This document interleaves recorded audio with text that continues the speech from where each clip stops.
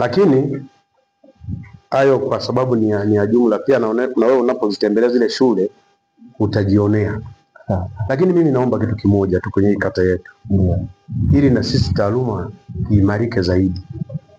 Tunaomba utusaidie kutoka mashine hata hii tu kwa kata yote, kwa shule za msingi, sekondari. Hawa hata wakiwa nao ya kwao, sisi wao wenyewe tu wana kazi nyingi za kwao, lakini sisi pengine tunaweza kuwa tunatengeneza mitihani ya kila mwezi. Kama hiyo kwa mashine itakuwepo, hata kama ni Mwamani shule ya msingi kwa sababu kuna umeme, hata kama ni Mwakwenga kwa sababu kuna umeme, hata kama ni Kabondo kwa sababu kuna umeme.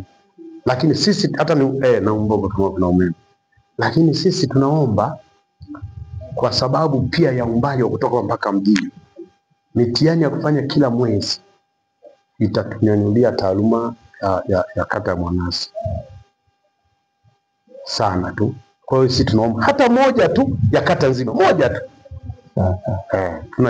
Tunahitaji sana, tutafanya kazi. Mwenzetu mmoja amesema wenzetu wanazo. Kata hii hakuna shule ya msingi yenye photocopy machine, hakuna.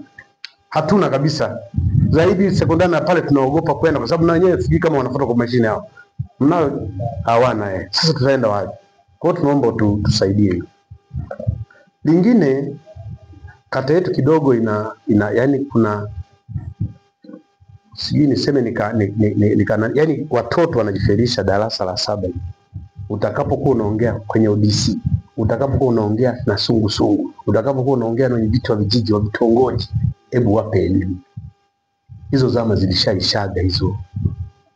Bora mwaka huu mpaka sasa hivi hawajalima mbuga hata moja. Ukisema mtoto wewe acha bwana, mimi nitakupa mbuga, mpaka sasa hivi hawajalima. Hiyo mbuga inamsaidia nini sasa hivi? Hata kama amepewa eka 3, sasa hivi zinamsaidia nini? Tunatoka na mtoto darasa la kwanza vizuri mpaka la 7. Mtoto yuko vizuri kabisa. Na unajua huyu lazima afaulu. Siku ya mtihani unashangaa wale wazuri wote wajuu wale ndio wamefeli. Wamefaulu watoto ambao walikuwa huko chini. Sasa unajiuliza, hiyo kazi tunafanya ni ngumu mno. Yaani tunashindana. Yaani mzazi yuko kule, mwalimu yuko huku, alafu mtoto yuko katikati. Mtoto ataelekea wapi? Kwa mzazi. Kwa mzazi. Kwa sababu anaambiwa ole wako. Kwa hiyo elimu pia uipitishe. Lakini kingine, ikikupendeza wakati unakaa na sungusungu, ni watu wasikivu sana. Shule zetu ziwe na ulinzi. Mbona senta zao wanazilinda? Kwa nini taasisi zilindwe? Kuna madarasa tunasema machakavu, yani milango. Yani unakuta wakati mwingine watoto wanaingia asubuhi, kuna mavi mle ndani. Uharibifu mwingine unafanyika kwa sababu hatuna ulinzi. Na shule zetu nyingi hazina hata fensi. Mheshimiwa, tunaomba yale yanayowezekana, sisi tutaomba tupate huduma. Habari ya walimu kwa wachache na nini, hayo sasa utakapokuwa unaona.